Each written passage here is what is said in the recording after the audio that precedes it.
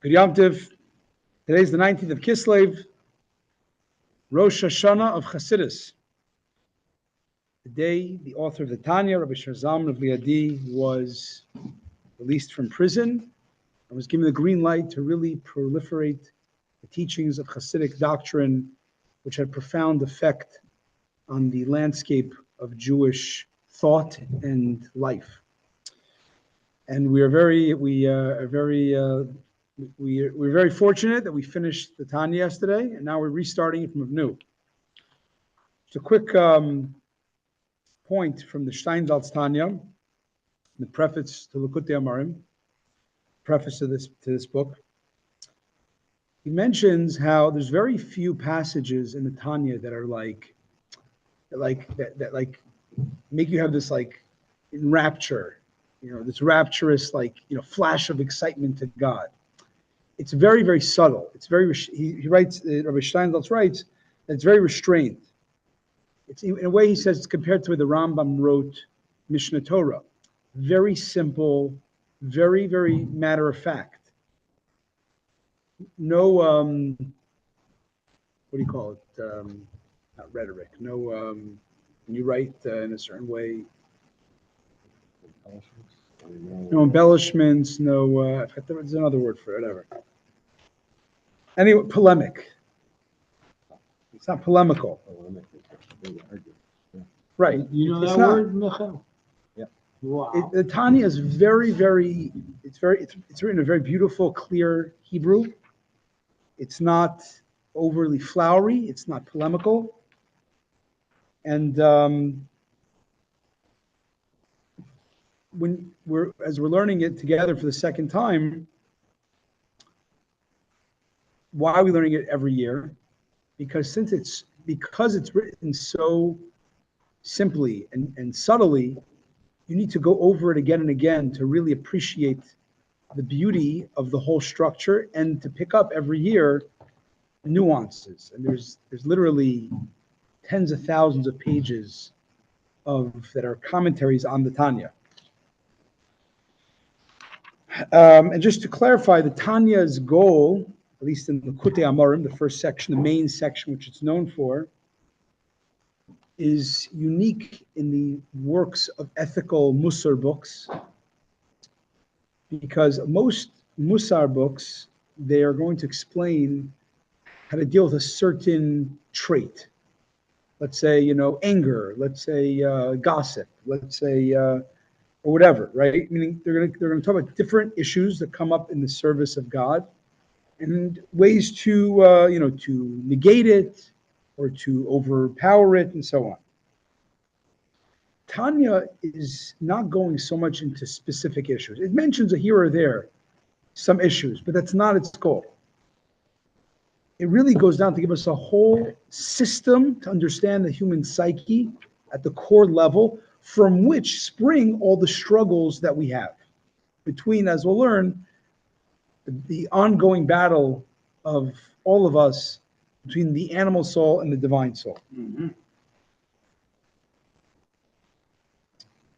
And that alone is a pretty dramatic discussion.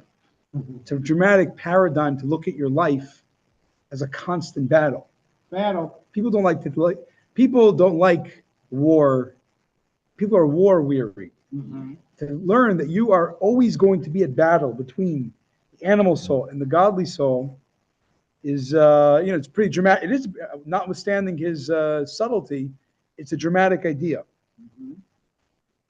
We'll learn more what the animal soul is and the godly soul. We'll get to that.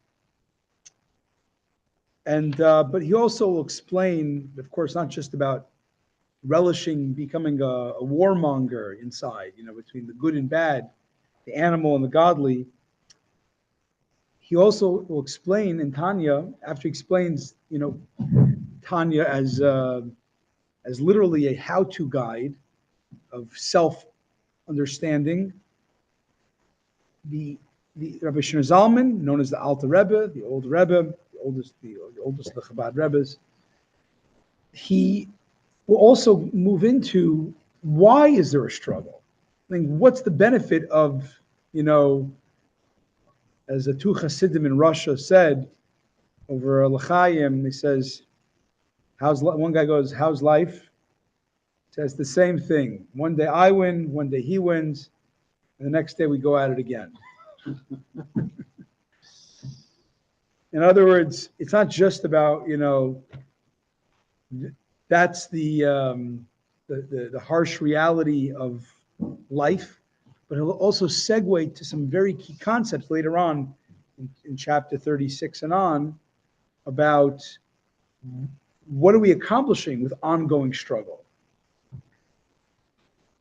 And we mentioned in Shabbos in Chabad of Pittsburgh that this concept of struggle is really germane to Yaakov. Yaakov, who's renamed Yisrael, the one who struggles and triumphs. Struggles was a double meaning. Struggles and triumphs with the divine and with man. And we're the B'nai Yisrael. We're the children of the one who struggles and ultimately triumphs over the spiritual and the physical. Right. That's what we are. So it's very. It's not some casual, some Chabad thing or Hasidic thing. Rabbi Jonathan Sachs, he writes that most religions are meant to bring a certain level of peace, even when there were serfs, very poor peasants that were manipulated by the dictator kings. What was religion? What did it do? It said, despite the misery or the difficulties of life, there's a heaven, or there's a certain level of serenity you have in the difficulties of life. But it doesn't look at the struggle itself as a positive. It's saying, okay, there's struggle, and then I'll get rewarded after the struggle. The B'nai Yisrael, the children of Yisrael, the one who struggles with the spiritual and the physical, is really, it comes down to the Tanya. It might be the first book. I mean, I can't say that, categorically, but definitely the most famous book, the earliest famous book that is crystallizing the Jewish mission as constant inner struggle. It doesn't go so much into the outer struggle, but more the inner struggle, because everything really initially starts on inner level. And later on, he'll explain why is that so. Why is struggle so important for the cosmic plan? But we have many months to get to couple months till we get to that. So let's start the title page in the Chayenu, page 69. And if you're using the Steinsaltz Tanya, it's page 5. The title page is very short, and but it gives us a lot in this very short mission statement of the book.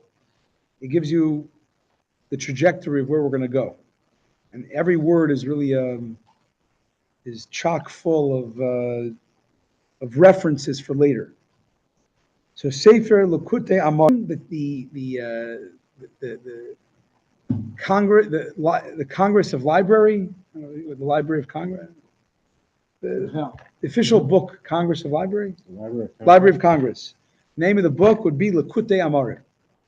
This means actually the Tanya really refers to. We say the book Tanya really has 5 sections. The most famous is the one we're doing now, the first section, called Lekutei Amarim. So the technical name would be a compilation of teachings. That's when it came out in the manuscripts, and then it was printed. It was called Lekutei Amarim, the book of collection of teachings. Chelik Rishon, part 1. Hanikra b'shem Sefer Shel Beinanim. The first part 1, entitled "The Book of the Beinani."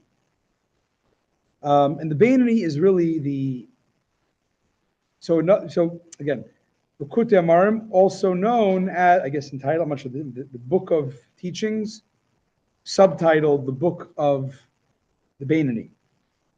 What's a Beinani? Beinani literally means the middle level, not a tzaddik, not a holy righteous, not a Rasha, not a holy wicked, but a Beinani but in Gemara, when you look at it, it kind of means just the guy who's like half. And that's what you'd say on the average. And in the Steinsalt's note here, it says that in most other Musar books, Beinoni is like a station along the way to get to be a tzaddik. Your goal is to be a tzaddik.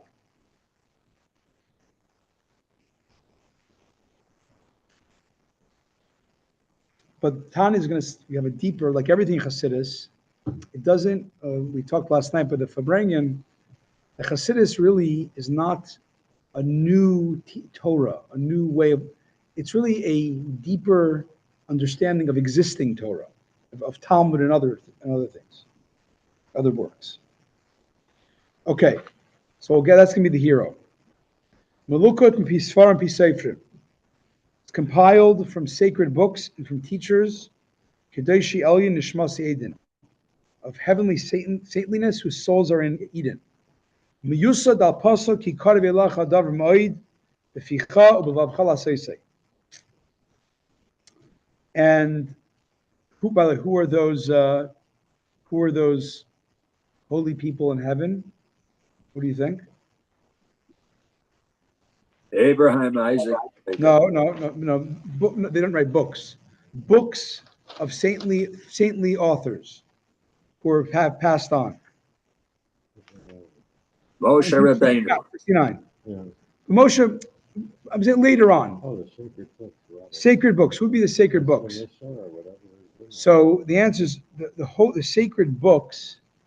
It's accepted that he means there. It's based on, besides the obvious, like you said, the Torah, the Talmud, the Zohar, Shulchan Aruch, the writings of Rizal, because everything's based on that in Hasidism.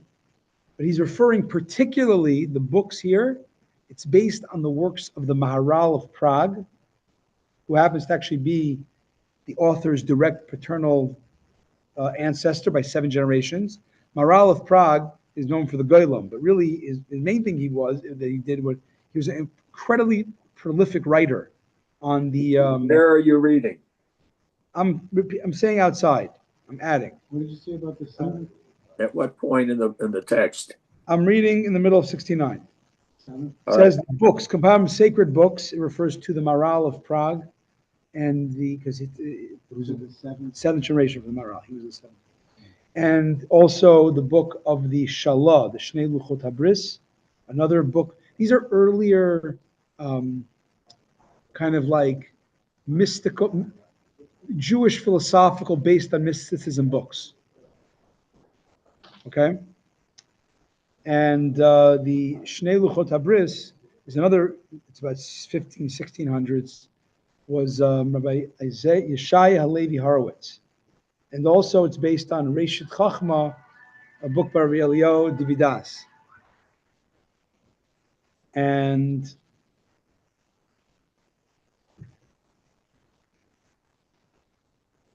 so that's that. And who's the Seifrim? Who are the teachers? The Baal Shem Tov, the Maggid of Mezrich. And some other, his mentors, the Maggid, the Baal Shem Tov, the Maggid's success son, who's the Alter Rebbe's teacher for a while, Rabbi Avram the Malach, was his teacher. Also, for a period, his teacher, before he became his own leader, was Menachem Mendel of Vitebsk. And there you go. Okay. So every word is like there's tons going on here. It's the whole Tanya is based on one line. It says in the Torah that Moshe told the Jews that this thing is very near to you in your mouth, in your heart, that you may do it. Which explains clearly how it is exceedingly near in both a lengthy and short way with the aid of the Holy One, blessed be He. Mm-hmm. Says, Moshe said to do the Torah and the mitzvahs on all levels, right? Beficha, with your speech. Belvavcha, with your heart, meaning your recesses of your mind, your thought. Laseisa, your action. It's karov. It's very near to do. And the obvious question is, we need to lavar hate. We have to explain well how it is truly karov meod. It's very near. To say that a person could live in every moment to do all the mitzvahs expected them, in thought, speech, and action. And my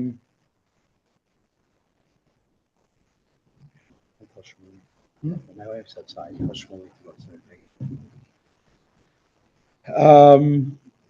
In a long and a short way. So it's a long and a short way. Because the obvious question is, it's not very near. Near, what does near mean? What is it near? It's achievable. It's very possible. In other words, it's almost like, it's not like superhuman to do this. It's very human. It's very attainable for the human being. The obvious question is, seems to be not so attainable to live on that high level. Moshe is saying categorically to all the Jews, it's very near to the human being to be like this. Experience seems to argue otherwise.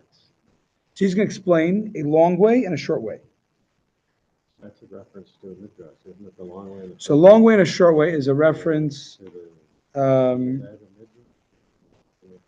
The long way and the short way is that he's Rabbi Yeshua ben Levi, I think it was. Yeah, Rabbi Yeshua ben Hanania, I'm sorry. In all my days, it says in the famous story in the Talmud in Eruvin 53b, in all my days, Rabbi Yeshua ben Hanania said, I was never bested by anybody except once by a woman, once a young boy, and once by a young girl. What was the story with the young boy? He was at a crossroads, and he asked the young boy, which fork, which way in the fork should I take to get to the city? So the boy said, this path is short yet long, and the other path is long but short.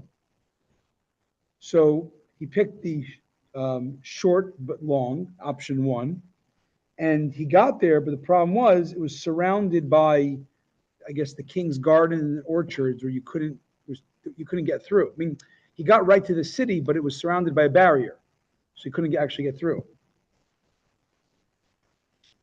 So he had to go back, and then he had to say, and he had to go the other way. He had to go after trying the short, but ultimately long, because he couldn't actually get in, he had to go the other way, the long, which was way circuitous, but it got around that barrier and it got into the city. In other words, the story that we say in Tanya is there's many times there's shortcuts. And Hasidism also, there's shortcuts of like, what's an example? You can do a mitzvah, you can bypass your imperfections by doing good and just always being a do-gooder, for example, right? Or you can get very inspired in many holy ways, connection to a holy man, to a Rebbe, and kind of like not deal with your imperfections, but then, go. But that's also, it's short. There are quicker ways that we need sometimes to break glass in case of emergency and get to do what we got to do to stay on track. But ultimately, they're long because they don't really transform you. So you might go through the motions, but you're not internally refined. So Tanya's goal is obviously, and the Chassidus is ultimately to refine you. Meaning Tanya is really the long, short way. However, the Alter Rebbe will give a short, long way as well, a shortcut way. And because the reality is that while you should have this kind of bigger picture self-awareness and control, there's sometimes you need a shortcut. Your Yetzer Hara is tempting you too much, and all your strategy goes out the window. So the Alter Rebbe will give a shortcut way as well to do the right thing, even when it's hard. And he says, "Be'ez Hashem Yisbarach," this is with the aid of the Holy One, blessed be. Okay, so that ends the title page. We're now going to quickly go through in order to finish the full book of Tanya, we're going to quickly go through 3 approbations. 2 are written in historically. I'm trying to see when it was written. I think it was written when the book came out by 2 of the Alter Rebbe's colleagues.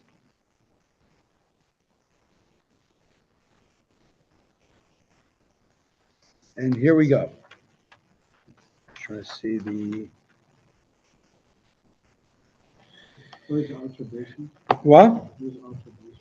What? Is it Approbations is the haskama, the praise for the work. unpaid endorsements? Unpaid endorsements. Very good. Here we go. approbation by the famous rabbi and chassid, a godly man of saintly renown, our teacher, Rabbi Meshulam Zusil of Anipoli. Bzusha was called. Bzusha was one of the colleagues of the Alter Rebbe, a fellow student of the Maggid Mezrich. And he says, I've seen the writings of this rabbi, meaning the Alter Rebbe, and Gaon, genius scholar, this godly man, saintly and pure, this luminous lens, which is a term used like, for Moshe, kind of like almost has such a clear lens of the inner, the inner meaning of Torah.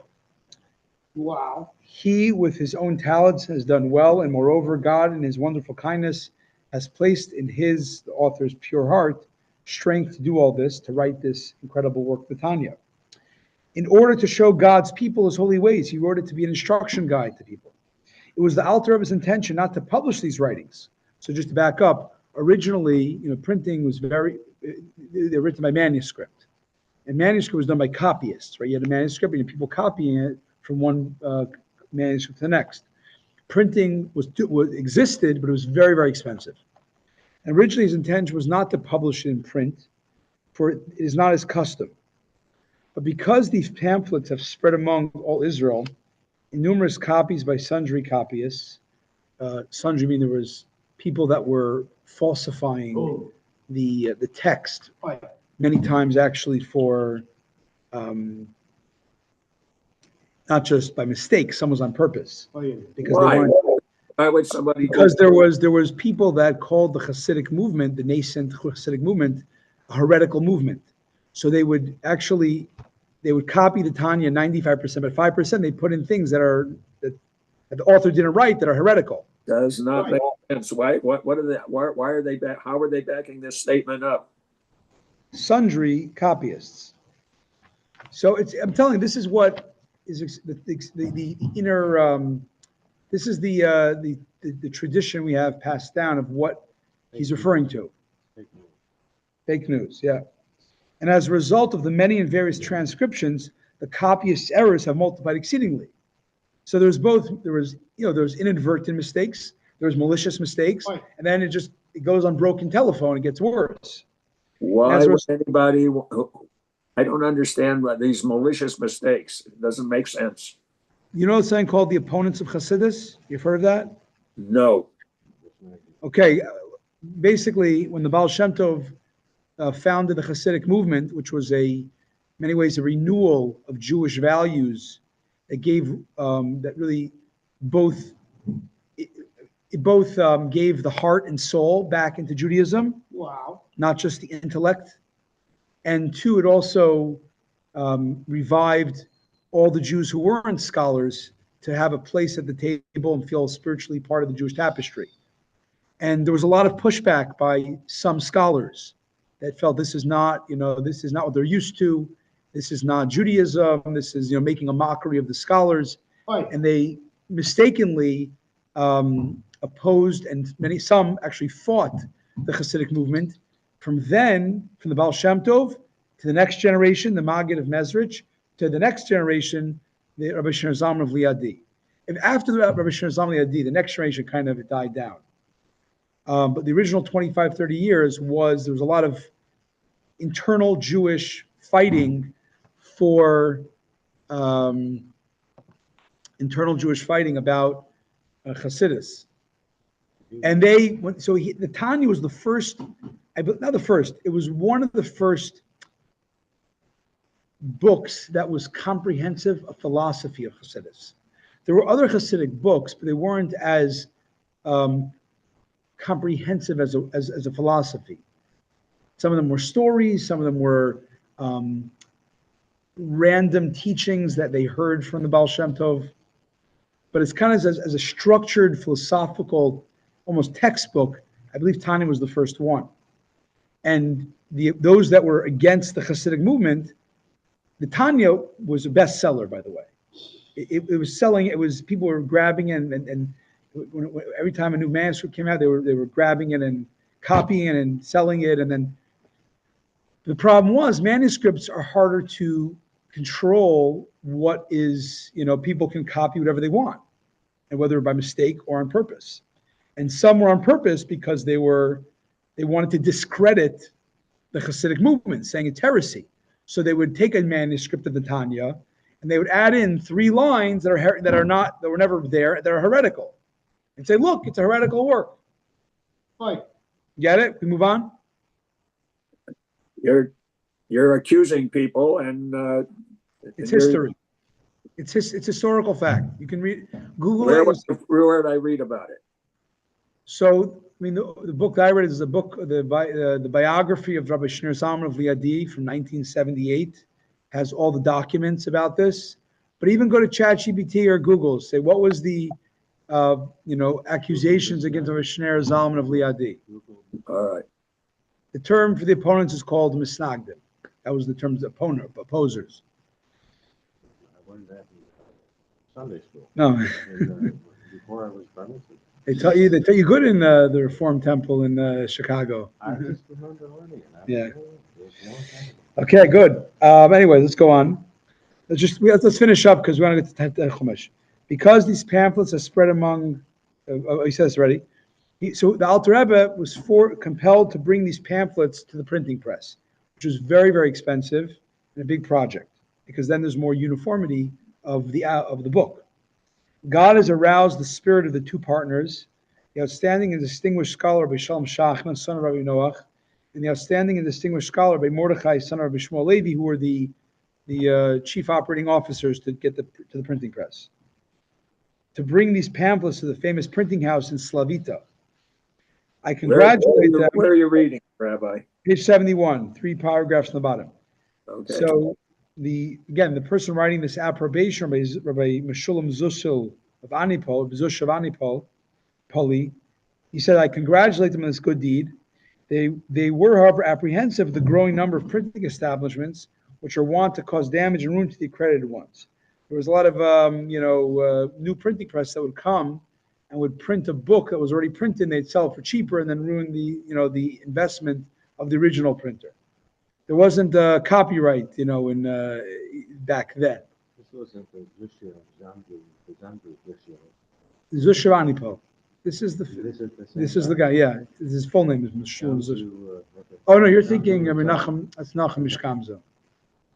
But whatever, we'll talk about it later. So in view of this, we have resolved to give this approbation so that no man shall lift his hand or foot, meaning no one has permission to cause any damage. Page 72.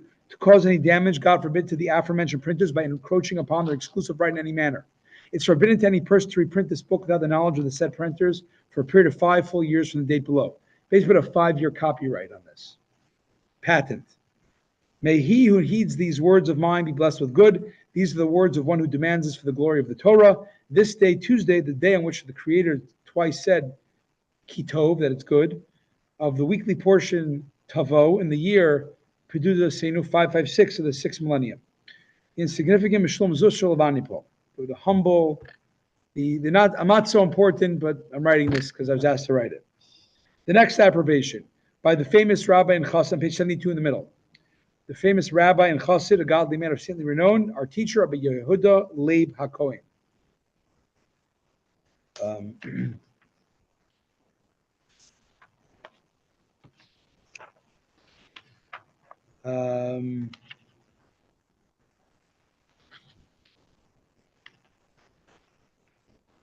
Going on. The wisdom of the man illumines the face of the earth. When one sees the handwritings of the author, the rabbi and Gaon, the godly man, saintly and pure, pious and humble, whose hidden powers have been revealed long ago, despite his efforts to hide himself, to mask his greatness.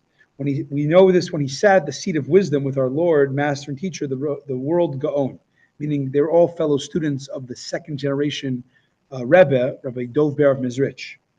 And he was already, the Alter Rebbe was the youngest student, and he was already making waves, so to speak, of being an incredible scholar and holy man amongst other scholars and holy men. Oh, And he continues, I knew him from college, I knew him from, training academy. No, Chas v'shalom, it's not like college. I knew him from a really high level inner circle yeshiva. And he drew water from the well of living waters. Some understand this as an allusion to Rabbi Avraham the angel, who's the son of the Maggid, who because if you mix up the letters mid the air, it calls me Avron. Some say it's like he's alluding to like he drank from the teacher and the teacher's son.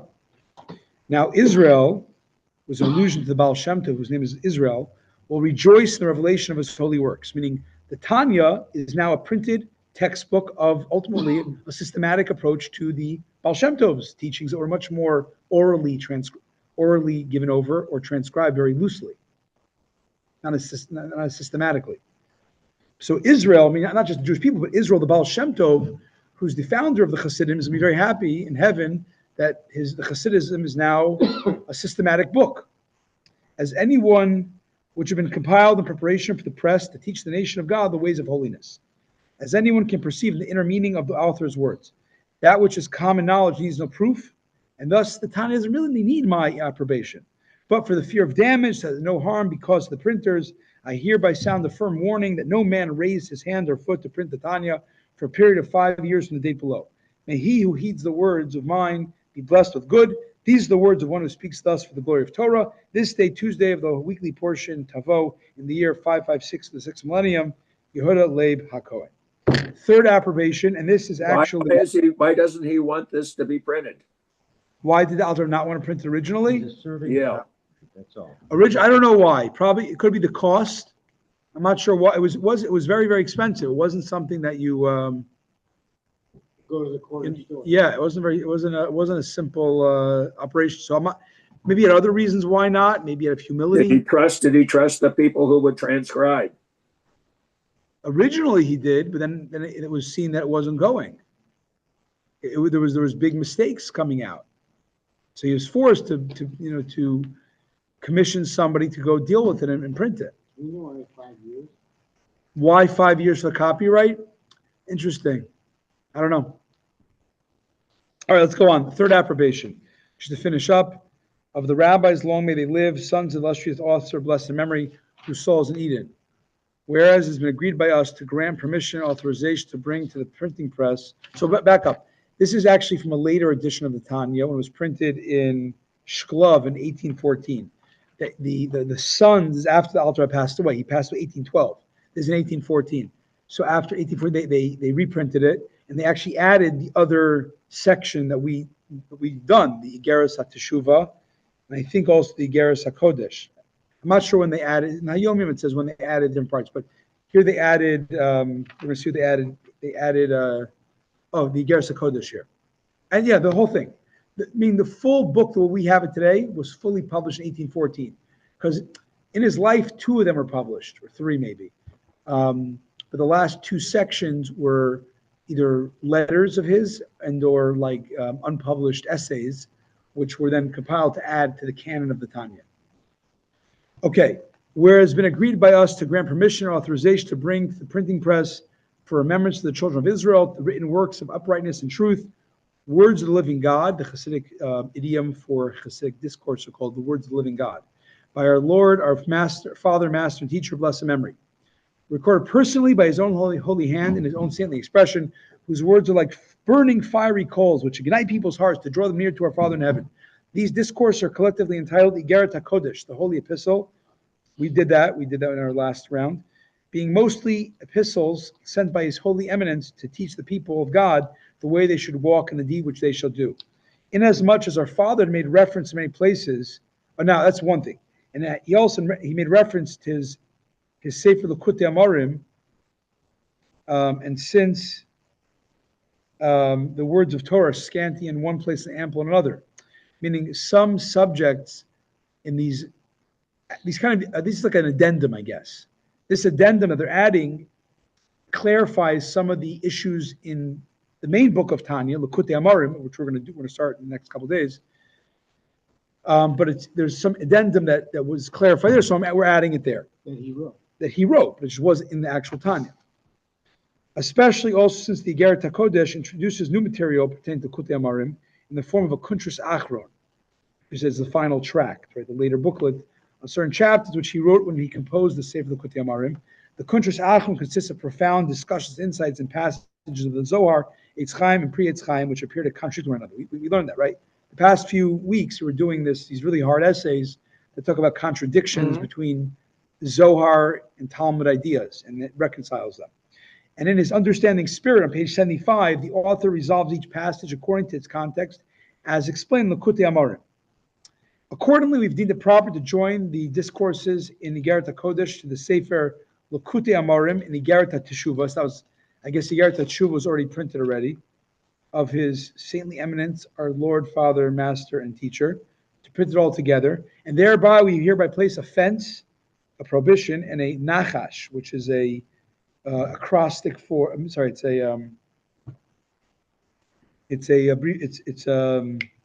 initials of nid. No, but it's initials of nidui chedem shamta. Different expressions of excommunication. If someone do this, they're really going over the line. They should be excommunicated for. Who are the rabbis that they're talking about? We'll see at the end. We'll see at the end. And the nachash of the rabbis of the Talmud. They're saying that we're reminding everybody of a rabbinical, injunction that there's no remedy. You're not gonna if you mess it up, you're gonna be punished for it by heaven. That no man lift his hand to print these discourses in their present form, together with the Tanya, or one without the other, for a period of 5 years from the date below. This, however, must be made known. To our misfortune, the manuscripts written by his holy personal saintly hand, which were composed with great precision without a superfluous or deficient letter, have become extinct. There was a great fire, unfortunately, in where these manuscripts were kept, and all that has remained from the abundance of material is this small number of writings, which have been collected one by one from the copies spread amongst the disciples. So we don't even have the full original, treasure chest of teachings. Yeah, but this is from the hand of God. Should therefore an error be discovered, for who can avoid errors, the obvious error will be identified as deriving from a scribal slip. The meaning will be clear. Today is the 5th day, Thursday, 22 ER in the year 574 of the 6th millennium. So declares Rabbi Dovber, the son of my Lord, Father, Teacher, Master, Gon Chas, Saint of Israel, our Teacher, Master Shner Zalman, blessed memory, whose soul rests in the hidden treasure houses of heaven. I'm just going to say the same is declared also by the other son of the Alter Rebbe, Rabbi Chaim Avraham, and so is declared also by Moshe, the son of Rabbi Shner. I think he was the youngest son of Moshe. Thus ends today, the first day, the 19th of Kislev.